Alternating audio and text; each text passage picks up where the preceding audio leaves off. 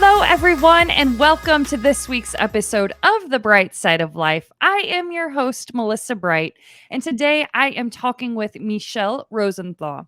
She is a trauma recovery specialist, award-winning trauma and PTSD blogger, award-nominated author of multiple trauma PTSD recovery books, including Your Life After Trauma and Heal Your PTSD. She's a popular keynote speaker and workshop seminar leader. In addition, Michele is a certified professional coach, licensed master practitioner of neuro-linguistic programming, and board-certified hypnotist with a specialty in trauma and PTSD. A trauma and PTSD survivor herself, Michele struggled with PTSD for almost 30 years. She affectionately calls her recovery process a healing rampage, and it worked. Michele achieved 100% recovery. So almost after 2 decades later, she remains symptom-free and dedicates her career to creating customized concierge trauma recovery programs for high-achieving professionals who want to feel free of their past without overwhelm, wasted time, or endless hours of work. Wow, that was a mouthful. Michele, you've got so much going on. How are you doing today? I'm doing great. Greetings from the beach in South Florida. Yes. Where exactly in South Florida are you? Like what area? So think of Disney World and then go 2 hours south. So There. I'm Southeast there. Coast. Yeah. In my mind, I'm there. So if anyone's familiar with the Palm Beach area, I'm just about 20 minutes north of there. So I literally left Manhattan full of PTSD because I thought if I can just get to the beach, I think I could figure this out. Yeah. And 2 decades later, I'm still at the beach and That's loving amazing. life. That's amazing. The answer is always the beach, right? It just is. Everybody, I'm a New Yorker, like a diehard New Yorker. Yeah. And when I left, people said, how can you do that? And I said, well, look, the city will always have my heart. Yeah. But the beach has my soul. Mm. And I needed to get back in touch with my soul. And I'd spend half my life in the city. So I wanted the other life, Yep, you spend half your life in your heart, and the other half should be in your soul. Yeah, I love that. So I know, as I stated before, that you are a trauma and a PTSD survivor. So to begin this episode, I really just want to ask you about your story, and feel free to share as much or as little as you want. And then, of course, with the goal of telling us how you were able to heal some of these things that were going on with you. Yes. So our journey begins in August 1981 when a doctor just got, he had a busy day. And he made a mistake and prescribed the wrong thing for me. And I had a general run-of-the-mill infection, just needed a general antibiotic, but the outcome was anything but a general resolution. And what happened was that had the doctor looked at my chart, he would have realized that he was making a mistake. We didn't know that there was anything wrong with what he was prescribing for me. I was 13 at the time. My parents didn't know. And so I took this antibiotic that is, millions of people take all the time. And I had a reaction that happens to 1 in 2 million people. And so I had an allergic reaction to the medication, and it turned me into a full body burn victim almost overnight. And I ended up in a quarantine burn unit room of a hospital in Manhattan. Doctors didn't know what was happening to me. They'd never seen that before. And it took them about a week to actually diagnose it, which was actually 2 weeks in, because I was home for the beginning of everything. And then when it all exploded, I went to the hospital, but they didn't know how to treat me or what to do. So imagine being a kid, your body is doing something nobody understands. It's horrifically painful. If you've ever had a tiny blister that bursts, just think about how uncomfortable that is when you have on a shoe, and then put that over your whole body. It was horrible. And they didn't know what to do for me. So today, when this happens, they immediately put people into a coma, and they don't bring them out until it's all over. But that was not the protocol in 1981. So I was awake for all of these weeks and terrified. And even when the doctors thought they had a name for what was happening. They had no protocol. So it was sort of Okay. like trial and error every day. And then I had a near-death experience on top of it, because this is a What? very lethal illness. So what kind of coping skills do you have for that at 13? Oh my gosh. None, right? And so Right. I came out, and when I was finally released from the hospital, I knew I was going to make a full physical recovery. I'm going to Mhm. have scarring, but not anything that was going to radically alter my life. Yeah. The problem was that emotionally, I was very aware. The day I left the hospital, I was very aware. I'm it was that, like, there are Yeah. no words, right? There were Yeah. no words. I couldn't talk about what had happened. And I immediately shut down. And I knew that I was not the same person who'd come into the hospital, but I had no way to figure Yeah. out, well, now what? And my mom is, she was on it before I was released from the hospital. She made me talk to a psychiatrist, but what she really did was make the psychiatrist come to my room, because what I did when the psychiatrist got there was watch a Tom and Jerry cartoon. I mean, I'm dating myself, but it was 1981. Yeah. Tom and Jerry Yeah. was on at 3 o'clock in the afternoon. And I just watched TV, and I told the psychiatrist, you can sit there as long as you want. I'm not talking about it. Because Mm. in my mind already, and this is typical for trauma, it's when you have an overwhelming experience, you very often don't have language for it. And when you have an intense emotion, you also very often don't have the words to describe or express it. Yeah. And so it was from that moment forward that, PTSD was only really included in the DSM as a diagnostic code in 1980. And it was Wow. only being applied to Vietnam vets. So Mm. there was no one looking at a civilian kid with medical trauma saying, oh, classic PTSD. Right. So just became, I was a difficult teenager. And then I've always been an artist, a writer. So after Yeah. that, when I got too old to be a difficult teenager, I became a temperamental artist. And, it just went on from there. But looking back, had PTSD been something that was really talked about as much as we talk about it today, Right. I might have had an easier time, because someone would have said, hey, like, this is not, a mystery. But I Right. just thought I was crazy. So I decided to be as good a crazy person as I could. And that Mm. did not work out well. Yeah. So temperamental artist, like what kind of artist were you? Oh, I was a playwright. I was a poet. I was a director and an Okay. actress, given the right vehicle. Yeah. So I had, I have an MFA. I mean, I was like, Okay. I worked Okay. in theater. Yeah. So, excuse me.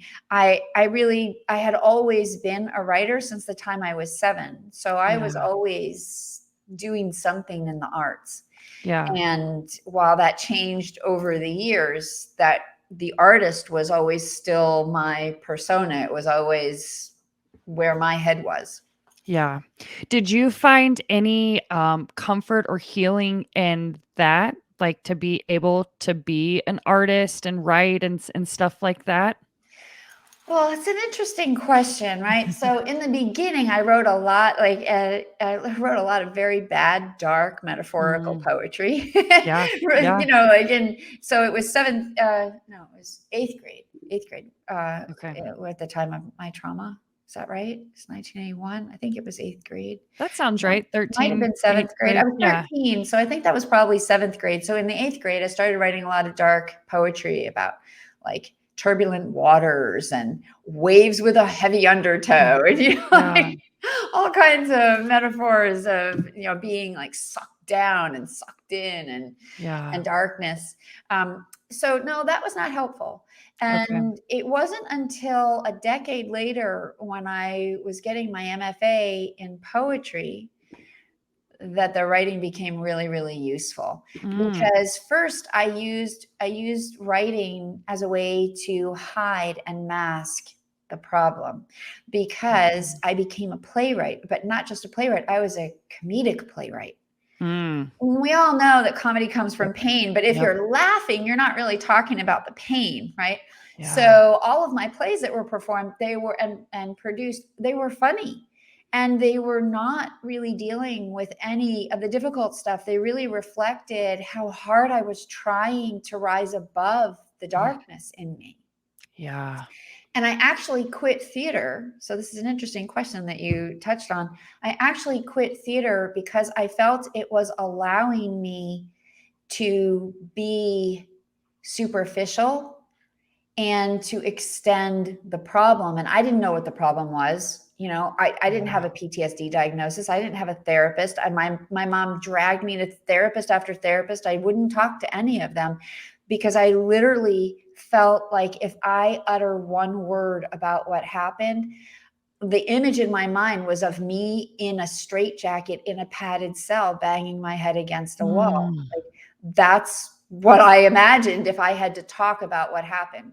Yeah. So it was an interesting moment to get to, after years of being in theater and having all these plays produced and having people be laughing, and for me to say, I'm done with this, because this is, I don't know what I need, but I know that I need to stop being allowed to have fun. Not because I don't deserve to have fun, but Right. I'm not getting down to the deeper things that need to be said. That was why I left. Wow. Yeah. And I decided to get an MFA in poetry because poetry can be funny, but I felt that poetry would be a medium that would contain me. It would give me a smaller size and shape in which to be held. And I felt that in that container, I might be able to be more honest. Wow. And so my MFA really launched my trauma recovery, because I went to the bottom of it all. And my thesis was, a book of poems all about trauma. And my dissertation was all about the psychology of creativity and how we use identity in the psychology of creativity process. And so, yes, to answer your question, ultimately writing did really lead me. It didn't lead me to healing, but it led me to a place where I could actually do the healing work. And so for that, it was enormously useful. Yeah. It's funny that you say about poems, because I was the same way. I loved writing poems when I was younger, but then my poems were always depressing. That's how I got that out. So then I couldn't be creative when I was happy, because I'm like, what do you write about when you're happy? Like, I only write, so if I was actually in a good place, I didn't want to write, because I didn't want to go back to a dark place, because I felt I had to be filled with heartache to be able to write a poem. I always wrote poems about guys and heartache, but I just didn't go there and write anymore with poems. Well, I'll tell you what's really interesting, because I completely agree with you. I mean, there are plenty of funny poets. One of my favorite poets is Billy Collins, who's a friend of mine, and his stuff is hilarious in an understated kind of way, and he's just one of many examples. But that's not my style. Right. Like Lynn Emanuel has a great, strong voice, and she's not hilarious, but she's fun and she's spunky. Yeah. But I agree with you. The minute I finished my trauma recovery, which was 3 years after I finished my MFA, I never wrote another poem again, ever. Yep. And it's not like I haven't tried, because my mom has said to me, like, why aren't you writing poetry? And I've said to her, I can't do it. It's like, it's gone. Like, whatever it was that created all of that poetry is gone. Yeah. And now I write nonfiction, and I only write nonfiction because like that's my happy place. Yep. So I totally agree with you. It's funny how when you change psychologically, the expression and the medium of expression changes as well. Yeah, absolutely. Or can change, not for everyone necessarily. Right, sure. So when you did your dissertation, did you realize at that time that it was trauma? When did you realize, like, when did that word become associated with you and you were like, that's what I have. That's what's going on? I don't remember the exact moment, but I'll Okay. give you my best guess. So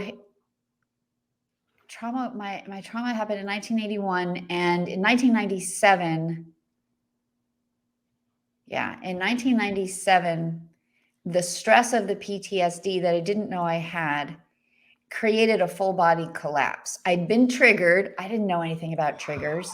I had been massively triggered in March, and by September, I was massively triggered in March, and by June, I was unemployable and completely dysfunctional. And my body was just on this free fall of mysterious illnesses that no doctor could figure out. I mean, it doesn't take a rocket scientist to be like, oh, she had a trauma that was a mysterious illness no one could figure out. Now she has a slew of those. Right. But nobody put the pieces together. This is like the mid 90s, right? Nobody's talking about trauma and PTSD or any of that stuff. It's not even, I don't even think Google was around yet. Was Google around? I have no the idea. I mid-90s? was I like don't think 10. so. 6. I was 6 in 90s. No, I was a little bit older. Okay, anyway. Yeah. So when my body, an interesting fact, your mind is capable of producing 50% more stress than your body can handle. I interviewed a neuroscientist on my podcast years ago, and he told me that. And I thought, oh my gosh, that makes so much sense. It just explains so much why the body breaks down when your mind is a mess. Yeah. And my body did completely implode. And it was at that time that I was terrified. I thought I was going to die. And I lost a slew of weight. I couldn't eat. My liver, my stomach, all my organs went haywire. It was just nuts. What happened, looking back, I know now, I was triggered by a very similar situation that had created my trauma, but I didn't know what that meant. Yeah. So anyway, I ended up in therapy because I was terrified I was going to die, because no doctor could help me. My stomach didn't work. My liver was doing something bizarre. And it was just I was running around New York City to all these specialists. And I was I had a meltdown for all you New Yorkers, standing outside on Park Avenue and 49th Street. And I just stood on the corner, just crying my eyes out. I didn't know what to do. And I called my mom. And I said, I'm going to die, because I had just come out of another doctor appointment. I'm like, nobody knows how to help me. And I can't eat. And my mom said, when you're ready for a different kind of help, let me know. And I said, okay, I'm ready now. And what did she mean by that? She wanted me to get into therapy. She was watching me run to all of these doctors. She's like, you're not attending to where I think part of the problem is. She'd been trying, let's be serious. That was 1997. She'd been trying since 1981 to get me into therapy, because it was so clear to everybody I was not okay. But I was so afraid of therapy. I was just so terrified to talk. Yeah. That it wasn't until this moment where I thought, I'm going to die. And she said, I really think you need a therapist. And I thought, okay, I'll do it, because I need to learn how to live as a chronic patient who's on the verge of death. I mean, literally, I was 5'8". I was down to 100 pounds and dropping every week. Things were bad.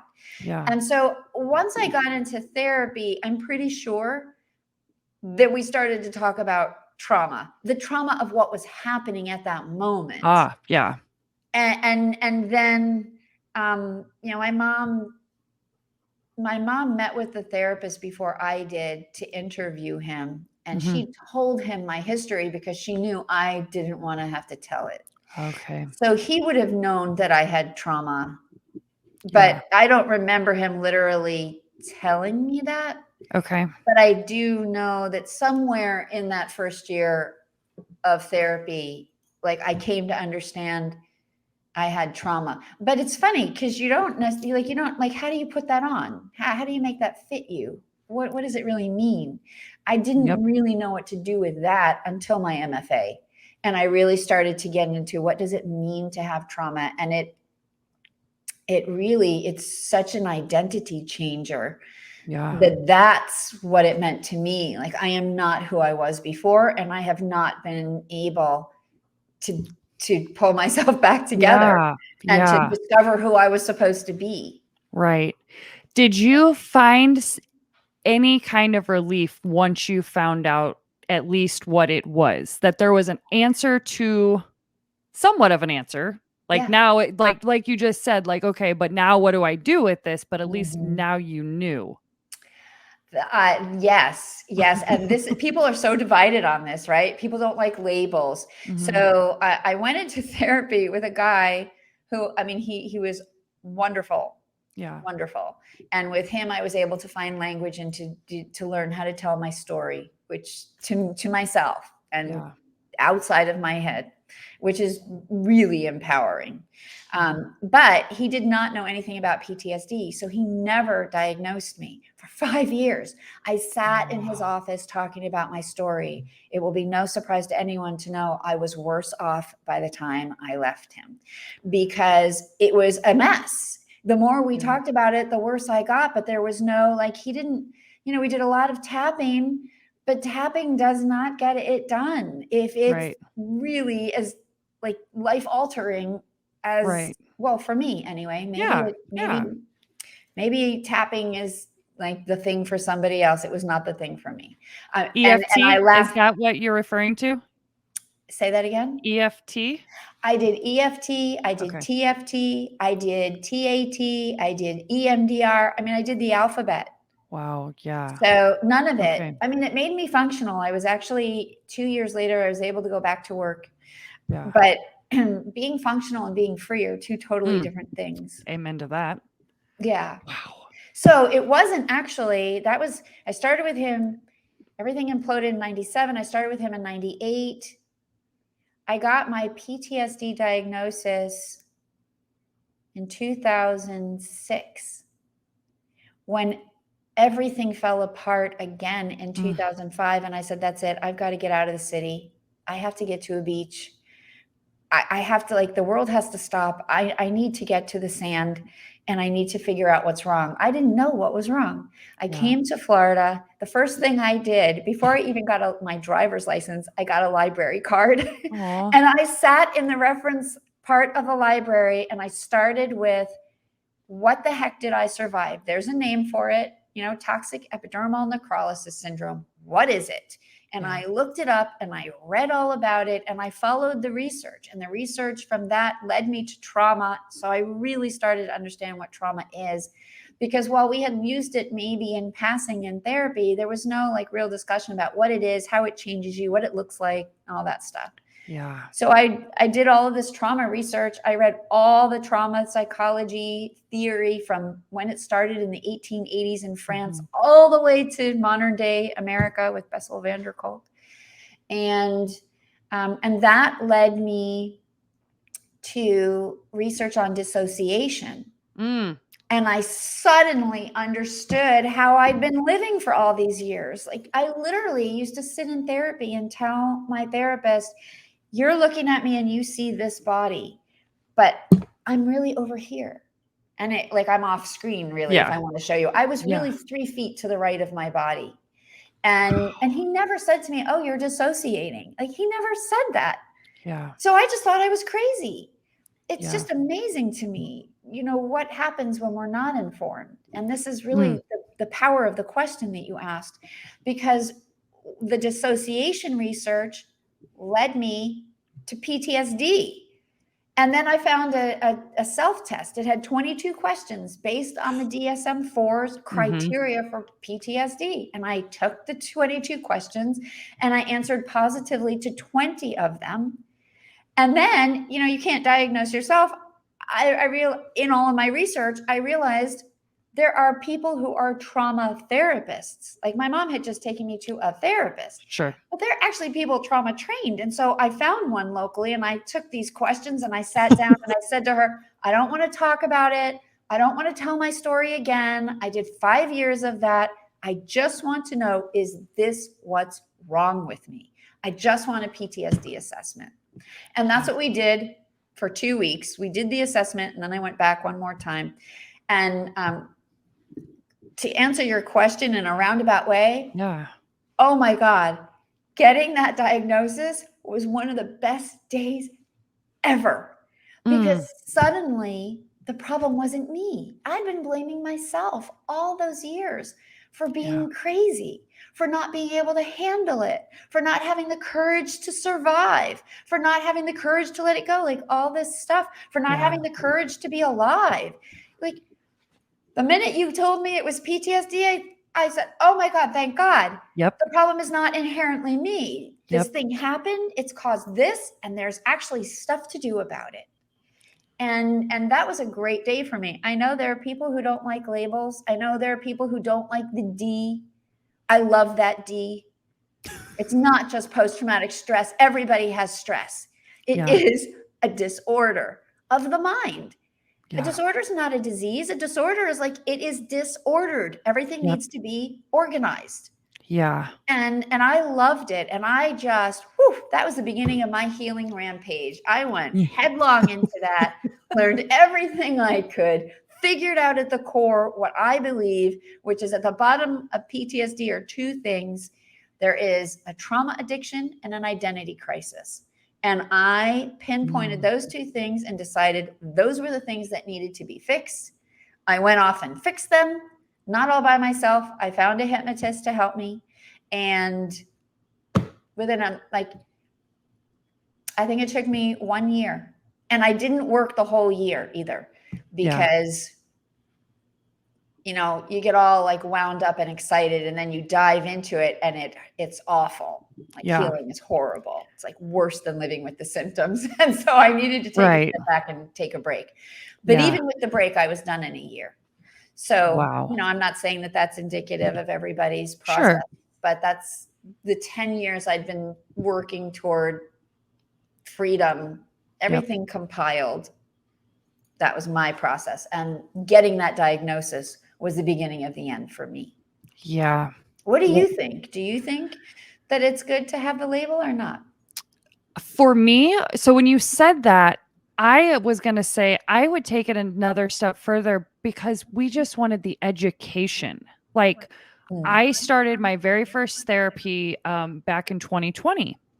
And one of the first questions she asked me was, do you have trauma? And I said, I don't know. I'm not sure. And she sends me a list of like, has anything ever bad happened in your life? And I was like, well, my mom died when I was 25. Okay, is that trauma? And she's like, yeah, that's trauma. And I'm like, oh, okay, well then, yeah, I do. So that helped me to kind of understand some things. And then from my childhood, my dad being really, really hard on us and all this stuff. So I don't know if it was like crazy trauma back then, but limiting beliefs, perfectionism, all that stuff came and happened. So I wasn't going to let it define me, the fact that like I had trauma. I want to tell you this other story really quickly to see if this is what I had, because I still don't know. It's going to veer off to the craziest left ever or right. Awesome. Let's go. So in 2020, okay, first of all, I developed debilitating anxiety after my mom died. She died 10 years ago, and I started getting super sick to my stomach. I wouldn't say heart racing. I never had anxiety attacks. These were long, hour-long, like I felt, the best way I could describe it to my boyfriend was if somebody came up and scared you and your heart jumped, I felt that way for 7 hours constantly. Yeah. And it would ruin good times. It only happened when times were good, because I gathered finally in the 7th year of having it that I'm having this because I'm so scared I'm going to lose. This is going to be taken away from me like my mom was taken away. My daughter is going to be taken away. My boyfriend's going to be taken away. This moment in life is going to be taken away. Okay, so in 2020, I started smoking marijuana. I had done it previously, but I did not react well to it. But I'm like, oh, now it's legalized. I can have it in it's now actually like I can measure this out. I know what the amount I'm taking. Yeah. For 4 months, I was fine. And then one day I was really, really stressed out, extreme stomach pain, which I think is caused from my anxiety, and I smoked too much. Mm. All of a sudden, I started getting extremely, not paranoia, but really bad thoughts in my head.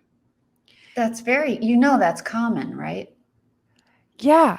Yeah. Weed really can exacerbate anxiety in a Mm, horrible way. yeah. Oh, it got bad, and I thought I was going to harm myself, which I never have wanted to. But Mhm, mhm. and they weren't voices. I think this thought was so loud Yeah. in my head that I thought I no longer had control over my body, and so I thought I was gonna hurt myself. I didn't. Okay, so fast forward, things are fine for about a week, but then my boyfriend leaves to go camping. I can't leave because my anxiety is so bad. Um, and then all of a sudden, my body starts just going numb because of the thought I had Mm, about that time that I thought I was going to harm myself. I keep thinking it's going to happen again and I'm mhm, going to harm myself again. By that Sunday, I felt so out of control of my body that I thought I was going to harm myself and I had to check myself into a hospital. mhm, And my therapist at the time said I experienced cannabis induced psychosis. mhm. Then when I went to the hospital, because I said I'm having thoughts of harming myself, and um, he diagnosed me with generalized anxiety disorder. No surprise there. But I think he also said I might have had some PTSD from this. Like I was so Mhm. scared that this thought was going to happen again and my body would just go numb. Yeah. Can you tell me what exactly, because I feel like you just absolutely know this, what exactly is PTSD and in what ways can it form in our body? Like, how does that make us feel? Oh, okay. So let's see. So first, I just wanted to. I've worked with more than one person with this exact situation. Yeah. So I just want to start from there so that it is so normal in terms of that it happens frequently. Yep. We all think of cannabis as being like something that's just so neutral in that space, if you will, Right. Right. and so calming, and it's really not. I mean, I'm working even with a client right now who it wants to get she just is so addicted to it, if you Mm, will, and it has the worst effect on her. Her yeah. anxiety just goes off the charts. Yeah. And so that's very common, and I've seen it over the past decade more and more often in my practice, Yeah. actually. Yeah. So what you're asking, what really happens in the body? Well, let's just talk about it from the basics of, we have sympathetic nervous system and Mm, parasympathetic nervous system, right? So mhm. the sympathetic nervous system is your survival mechanism. When you Okay. have a threat, your body immediately swings to that side of the pendulum, and Okay. it's all about fight, flight, or freeze. It's all about shutting down all non-essential aspects of your being that are not related to survival. So your executive function, forget about it. It goes offline. Your digestion completely shuts down.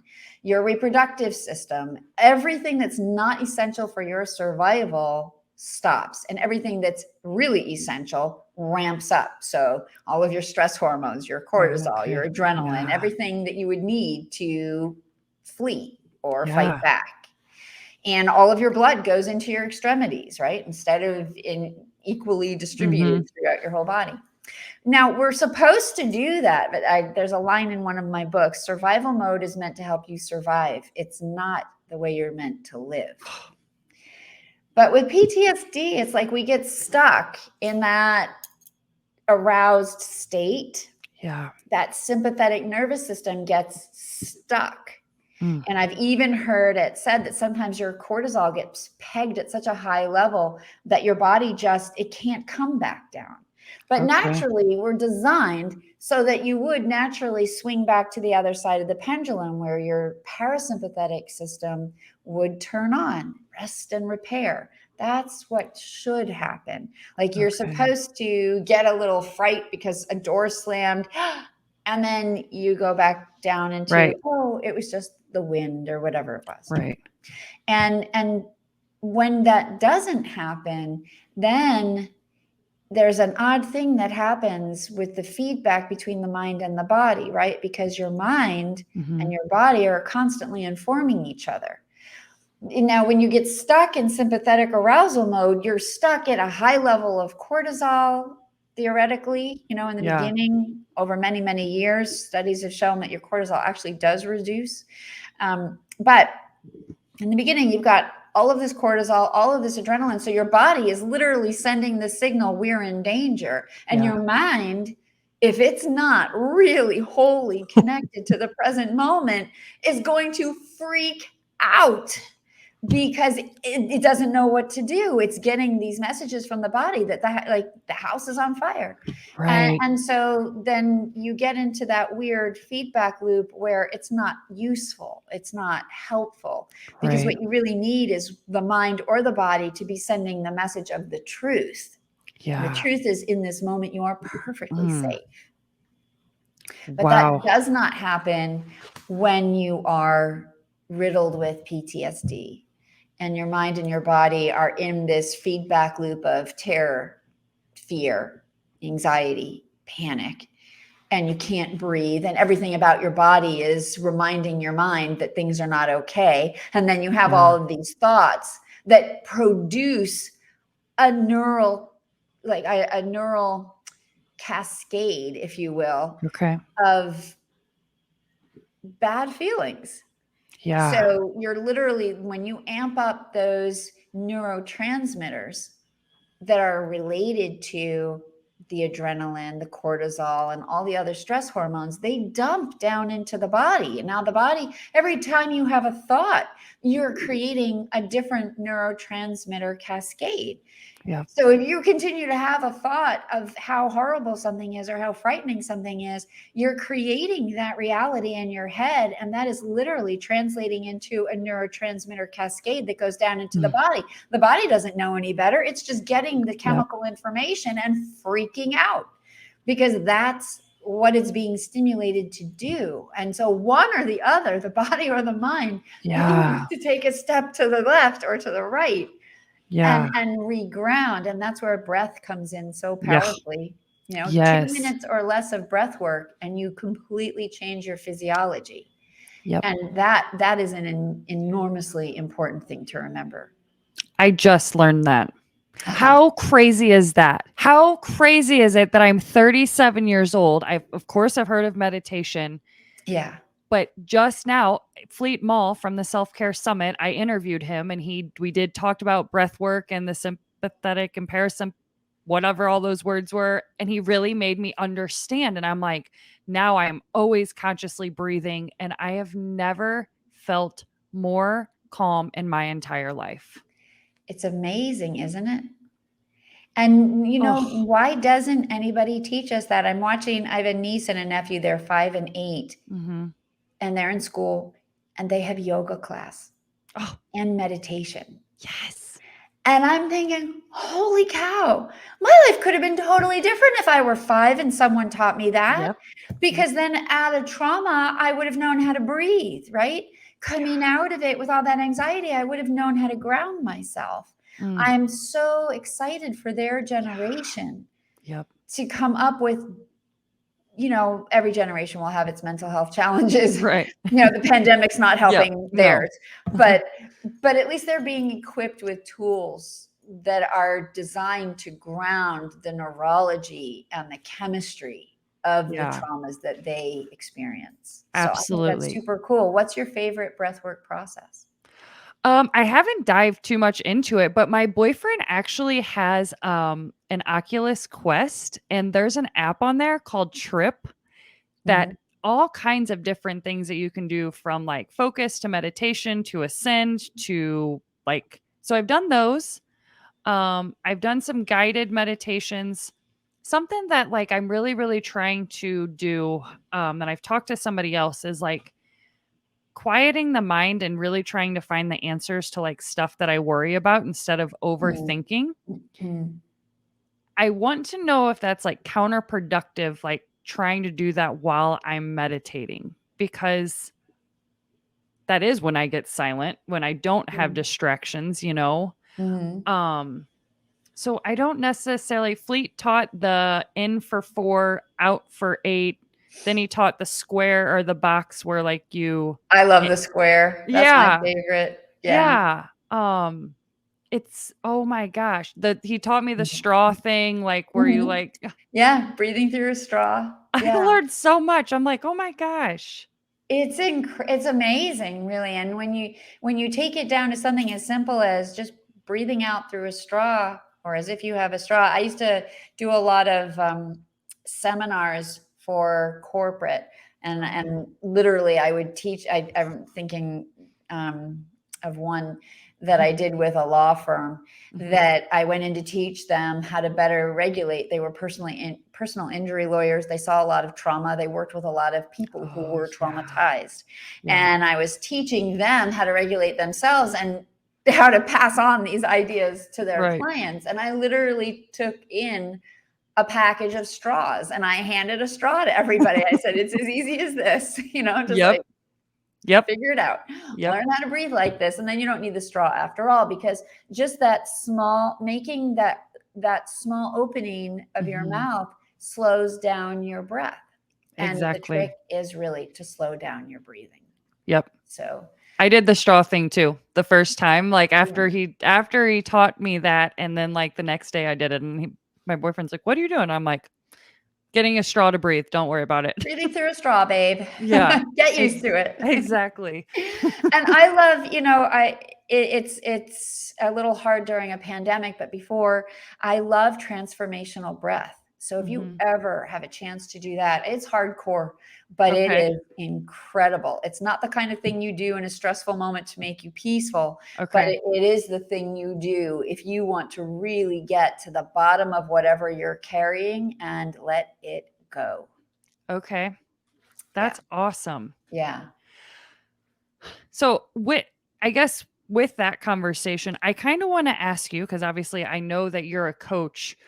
What if somebody is listening and they're like, okay, I think I've definitely gathered that I have trauma. I definitely gathered that I might have PTSD, but where can I start besides going to a therapist or a coach? Like, what can I do at home to even start maybe trying to heal myself? I know we said breath work, um, Mhm. but one of the biggest problems I think is pinpointing exactly what is the problem, or where, like when people say finding that spot that you're so wounded in your body, like sometimes that's hard. People are like, what the hell are you talking about?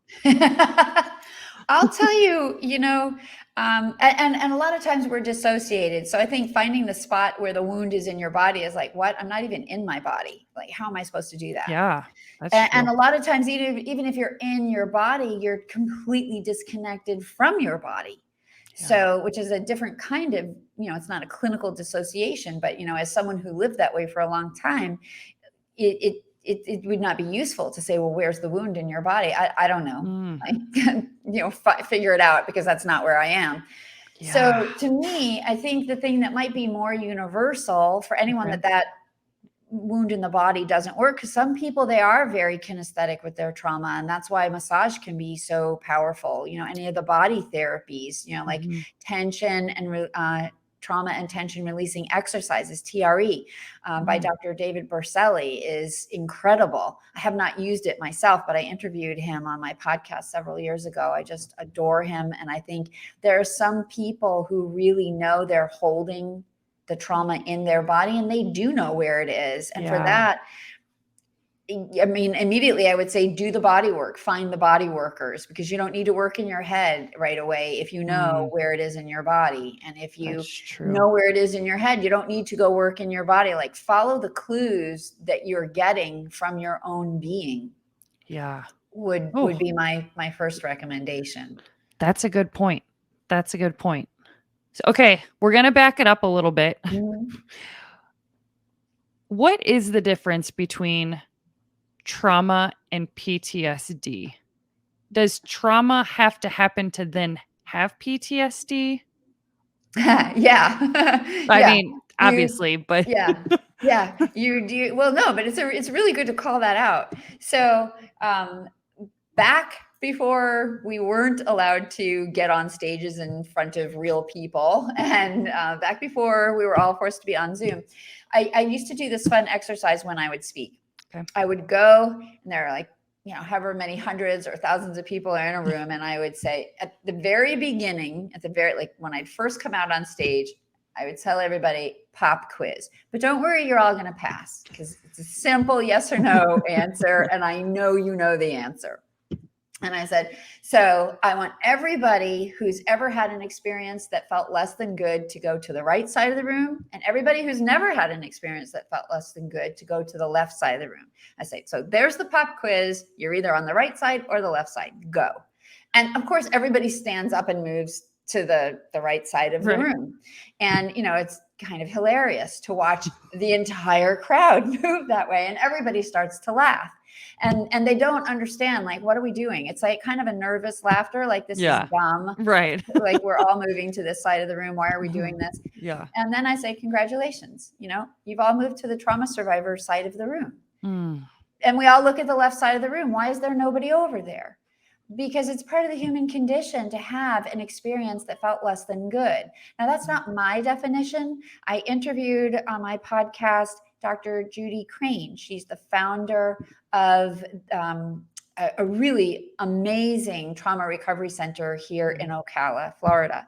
And she's the one who said to me, the base definition of trauma is any experience that feels less than good. So that's one definition. Another definition is any experience that overwhelms your ability to cope. So the one is like any experience that feels less than good means every single person, the minute you take your first breath, you are a trauma survivor, because that felt less than good to do that. Yeah. Okay. Like just getting to that moment felt probably not so good if you could remember it. Right. So we're all trauma survivors. We're all trauma survivors. And then some of us are major trauma survivors where we really have had an experience that overwhelmed our ability to cope and that caused you to fear for your emotional, physical, or mental well-being. So it's those big life-altering experiences that lead the way to PTSD. Okay. But let's be serious. Statistics have shown that up to 70% of all US adults will have a major trauma in their lifetime, 70%.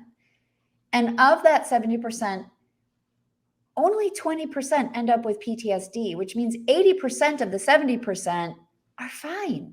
Yeah. They're fine.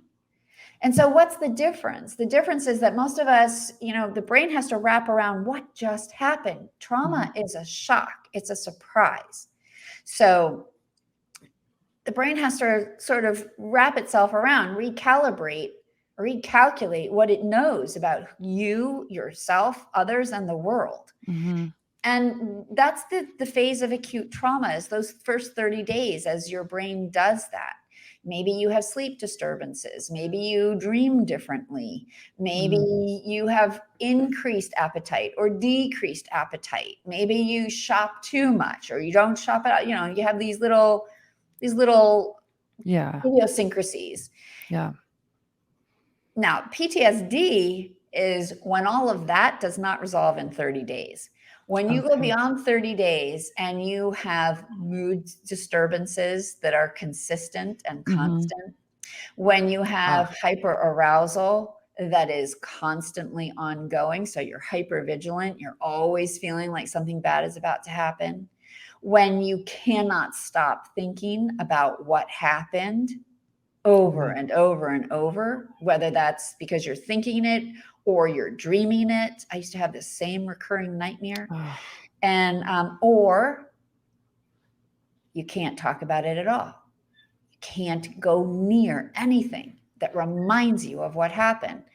So those are the four main categories: mood disturbances, hyperarousal, hypervigilance, going over and over and over it, or not being able to go anywhere near it.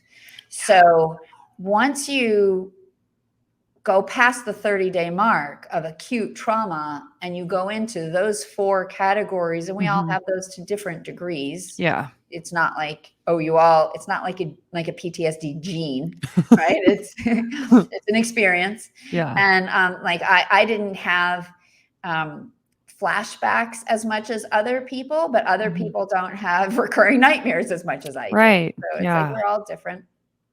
And once you have those 4 categories, it's been more than 30 days and your life is suffering. Like you're not able to maintain a functional life. Now we're getting into like, you're in PTSD land. Okay. And back before I had my diagnosis, and even when I got it, like there wasn't, people weren't talking about it. And if they did talk about it, you were slapped with that label and told goodbye. There was no, oh, here's a protocol for this. And even today, there's no protocol because healing is intensely individual. But what we do have now are 1,000 different therapeutic interventions, and you just have to keep trying them until you put together your unique package. Yeah. So I love the way that you said that, your unique package, because it does look different for everybody. You know, what I enjoy doing and that helps me might not be what the next person will enjoy or want to do or experience or whatever. That's so true. And there's no one way to do it. Yeah. You know, you do not have to have talk therapy in order to heal. You do not have to talk about it flat out, vehemently. I want that message to be heard. You do not need to talk about it to heal it. You don't even have to remember it to heal it, because you're not going back to try to heal the thing that happened. You're trying to heal the way you're feeling about it and the way you're thinking about yourself because of it, and the meaning that you have attached to it.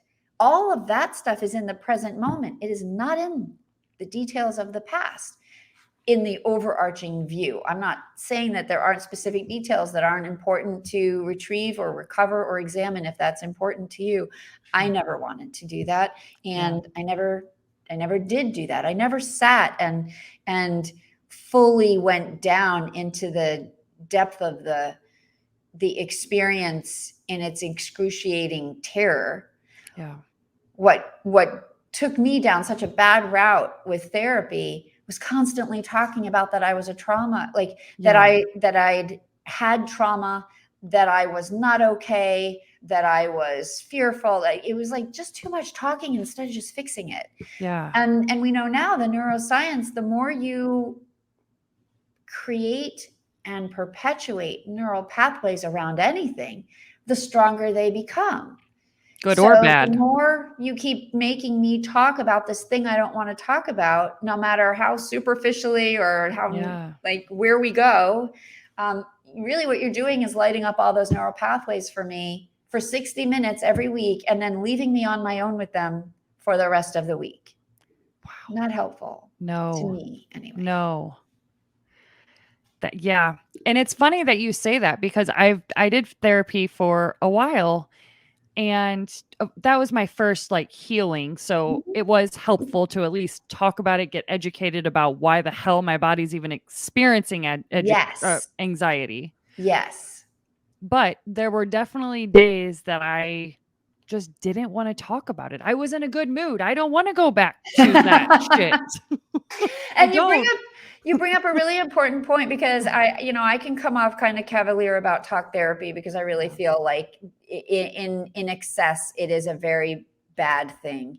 Yeah. If for nothing else, that it holds you where you are. Yeah. But I do feel that therapy is a great place to start, so that you can learn how to put language to what is going on for you. You called out the education piece, which is so important. And I think it's also important to learn how to tell your story. I just think once you know how to tell it, you need to stop. Yeah. It's like that fast. Like as soon as you know you can tell your story, boom, I think you can stop. Yep. Because you don't want to keep strengthening the neural pathways of that story, because that story is the problem.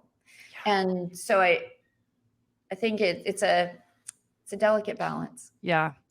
And it's funny that you said that too, because last year I talked about my story a lot. In 2020, like when I Mm. came out with my podcast, my story, you know, my mom died, then last year my dad died. Now I have no parents here left on this earth, blah, blah, blah. Like that's my story. And then last year, can you hear my puppy, by the way, at all? No, but Okay, I would good. love to. He my boyfriend left, of course, and now I was so scared. I put him in another room besides this because you would definitely be able to hear him if he's right here, but he's losing his mind. But anyway, Well, go get him, bring him in. I've got 2 oh, dogs behind me, you he know? will he will freak out and then he'll bark at the thing, but I might go get him in a minute. Anyways, after last year, I kind of told myself that I don't want to be stuck in that story anymore. Like, Mm. I know what has hurt me in the past. I know that I don't have parents here anymore, but I don't want that to be my label that I'm a victim. And you're right. I was just kind of, I don't want to say over telling that story, but I just didn't want to sit in that anymore. I think that's so smart. I think Yeah. that's so smart, and Yeah. you're getting there so fast, which is, just shows what kind of person you are, that Yeah. you're able to hold that space for yourself and to know that is Yeah. amazing. Yeah. I Really noticed good. it. Really good. Yeah. One thing I noticed, because I went and looked at your website, and the quote that is literally at the bottom of your website says, "Stop talking about the past, start healing the present." That's what we were just talking about. Yeah. Yeah, because I Oh, think it's very, the therapeutic model, people are not going to like this, but I'm just going to say it. I just feel like there's a problem with the therapeutic model. I heard somebody say once that, how long is it going to take to heal? As much time as you have. yeah, And I have a problem with that. Like, I decided not to get trained as a therapist because I wanted a model that was based on you getting out of my office as mm, fast as possible, yeah, not yep, you being in my office year after year after year after year, because there's no protocol to like get you out. If yeah, we're just going to keep talking and talking and talking about it, there's always more to talk about. The question is, like, when do you start living your life and stop talking about what's been wrong in the past? yeah, So you have to step into your future at some point. yeah. And I get riled up about that. I love that, and we need people to like you to challenge that and to make us think and have people reflect. And they might say, "Oh my God, she's right. I have been in therapy for 5 years. Like, when is this?" I still do kind of feel like trapped here in this space. When am I going to get out?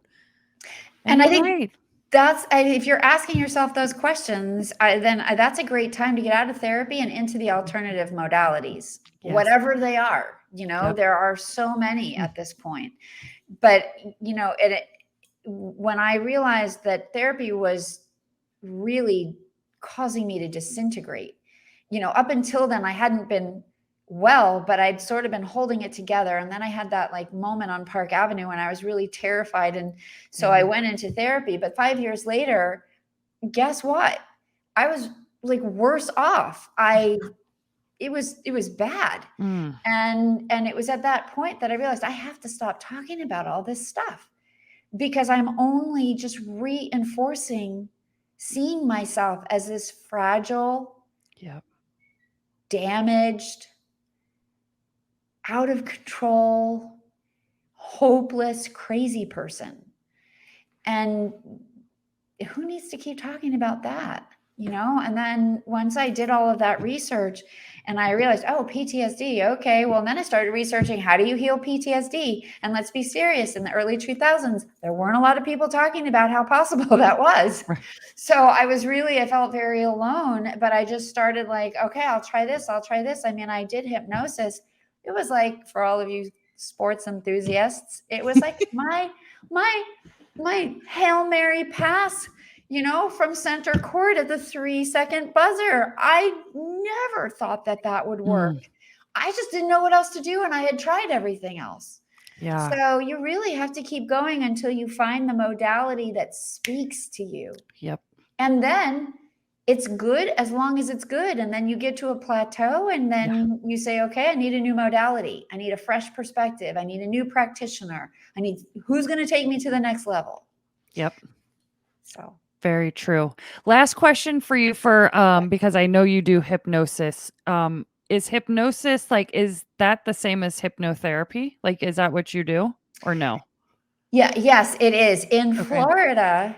In Florida, I call it hypnosis and I call myself a hypnotist Okay. because different states have different regulatory Ah, bodies and rules and laws. And in Florida, unless you have unless you have a title that makes you a part of the healing arts, like an ah. MD, Yeah, yeah, yeah. Okay. you can't say hypnotherapy, Okay. but it's the same thing.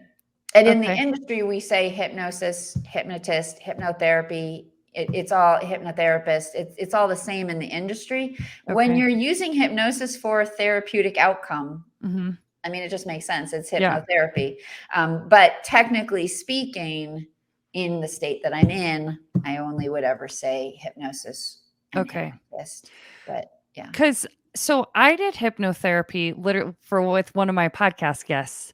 But and she took me back to, like, a couple moments in my life where I gathered my limiting beliefs from. Mm. So, is that what you had to do for your situation? Because I know that was really, really hard for you to go back to that, or did you not go back to that You time? don't have to go You back. don't? You Okay. don't have to go back. I Okay. very rarely, I mean, I'm trained in regression. I very rarely use it Okay. because I work with trauma survivors, major trauma survivors.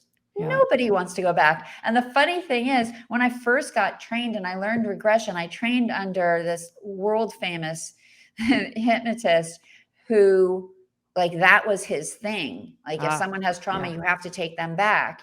And everything in me hated that idea, Mm, but I learned it. I got my training, I got my certification. I was going to do it right. And I did it with one client. She hated it. I hated it. I said, I'm not doing it again. There's got to be another way. And the okay. fact is, I'm also a master neuro-linguistic Yep. practitioner. Yep. And so I had other tools. Yeah. And there's a lot of hypnosis in NLP. And I just let go of the regression stuff and Okay. just really used all the other tools and everything else. And and I love that. I love that because why would anyone want to go back Yeah. if you don't have to? And Yep. I did not in my own Right. process. Um, I should say I don't remember going back because I'm a great hypnotic subject. I go out and I'm like, That's I awesome. just like let my mind go and Yeah. you do your thing. But I do really remember very vividly my very first hypnosis session as a client Mhm. because I didn't believe in it because I thought it was stupid. I thought it was a total waste of time. I was chattering in my head the whole time, like, oh, what is stupid? What a nut, more money down the drain. I was like not nice in my head about Right. it at all. So I remember the whole thing. Yeah. And imagine my surprise when that was the first night in almost 30 years. I slept 8 straight hours Mm. and without a nightmare. I'd been sleeping 1 to 2 hours with nightmares for a decade before then. So Wow. it just shows you the power of what can happen when you really want something to work. I didn't believe in it, but I was so desperate. I Yeah. wanted it to work. And, six Yeah. sessions later, I was done. Yeah. So, That's awesome. That's yeah. awesome. You know your stuff. I love it. I love it. How can Well, people connect? Oh, go ahead. Go passion. ahead. Passion. No, no, I was just Yeah. going to say, you know what you know, just like you do because it's your passion and it's you Exactly. bring your passion and your experience to this bright space Yeah. for such a good reason. And you have such layers to the way that you do it because Mhm. it's coming from who you so truly are, right? Yeah. Very So, true. Very yeah. true. So thank you so much for providing a space for all of us to talk about this kind of stuff. Yes, absolutely. So how can people connect with you and learn more about all the amazingness that you do? Well, just hit me up at mytraumacoach.com. All my social stuff is there, but also you can download a brain training MP3. It literally will train your brain for peace and calm. And I would like to tell you that would happen in 30 days, but the truth is, mostly it takes 63 to 66 days for the brain to put in place a new automated habit. You can build a habit in about 30 days, but to automate it takes another 30. So that's right there. It's free. Yeah, I saw that. I'm going to do that for sure. Well, tell me what happens. I had another client in the office 2 days ago, and she was saying to me, that MP3. And I said, well, what does that mean? That MP3. She said, well, first, it's just your voice. And she said, but then the thing is, you have all these different components. And by the time it gets to the end, I don't even know what you're saying. I don't know how it ends because I fall asleep before then.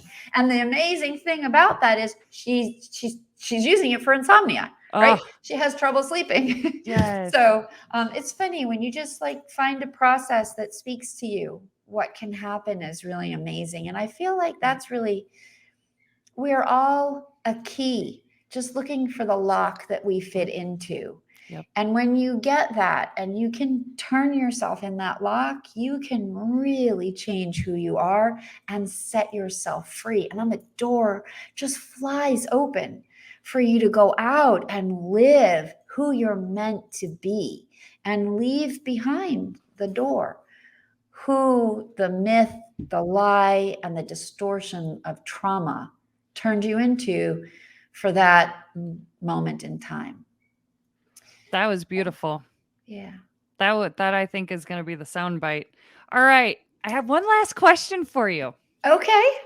In your own words, what does the bright side of life mean to you? Oh, it means that place where your heart sings. It means that place where your joy just rises up and you lift with it. It's that place where you know who you are. It's that place where you really, really, really, and I mean really know who you are, and that everything about you is okay, and that everything you've ever done and everything you've ever thought and everything you ever wanted, it's okay. Yeah. And there's zero judgment, and you know the purity of your own soul. That's the bright side, because in there that's the light, right? That's the light. I feel that so much, so much. Thank you so much for coming on here. I so enjoyed this conversation. You have such a great way of posing the right question to go deep, not just the surface of things, but to be real and to connect and to have a meaningful conversation. And so thank you for that. Thank you for inviting me to play with you in this bright space. Absolutely. Absolutely. Thank you.